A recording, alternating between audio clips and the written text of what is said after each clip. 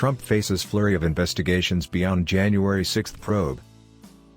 As Donald Trump's lawyers try to block the White House from releasing records to the congressional committee investigating the January 6 Capitol insurrection, the former president faces a flurry of other investigations that could come to a head in the coming weeks and the new year.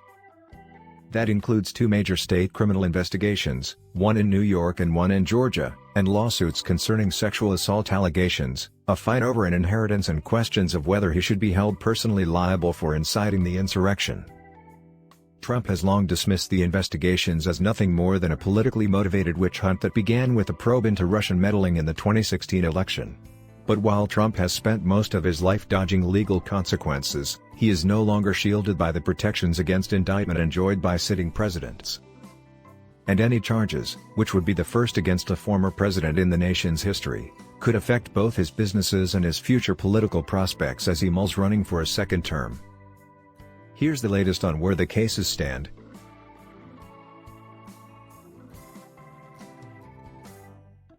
New York prosecutors are investigating the former president's business dealings and recently convened a new grand jury to hear evidence after the previous panel's term ran out.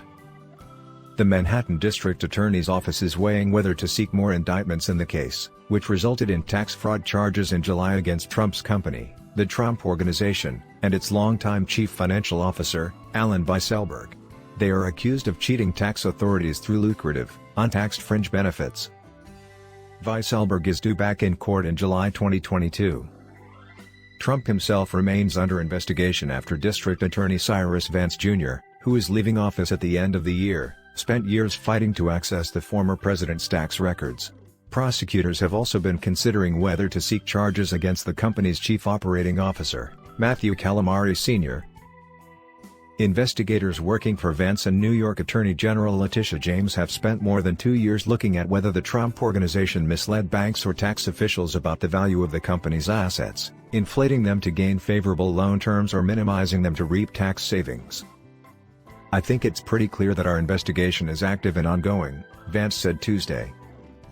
James' office is involved in Vance's criminal probe and is conducting its own civil investigation.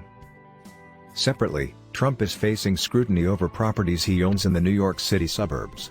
Westchester County District Attorney Mimi Iroka subpoenaed records from the town of Ossining as it investigates whether Trump's company misled officials to cut taxes for a golf course there. 2 people familiar with the probe told the Associated Press on condition of anonymity because they were not authorized to speak publicly on the matter.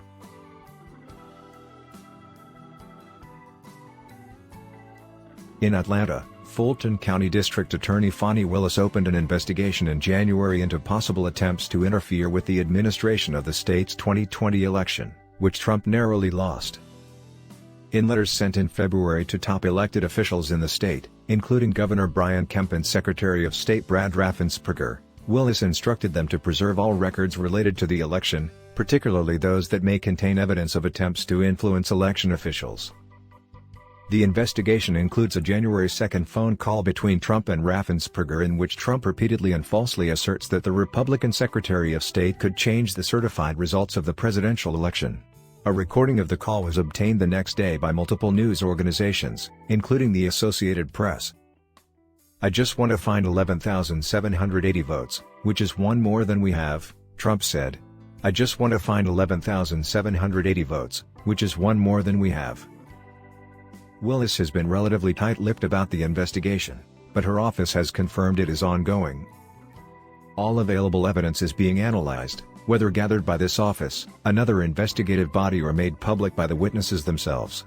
A decision on whether criminal charges are appropriate against any individual will be made when that process is complete, spokesperson Jeff DeSantis said in an email. Among the sources sure to be examined by Willis' team is a book written by Raffensperger and published November 2.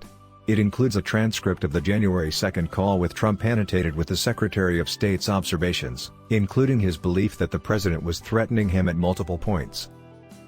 Willis earlier this year said she was also interested in the circumstances surrounding the sudden resignation on January 4 of B.J. Pak, the U.S. Attorney in Atlanta. Pak told the Senate Judiciary Committee that he had originally planned to stay in the position until Inauguration Day, January 20, but resigned weeks earlier because of pressure from Trump. Washington.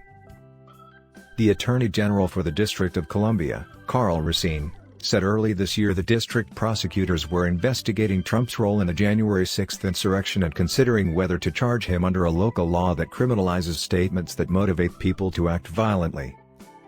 There has been no indication, however, that that is likely. If Trump were to be charged, it would be a low-level misdemeanor, with a maximum sentence of 6 months in jail.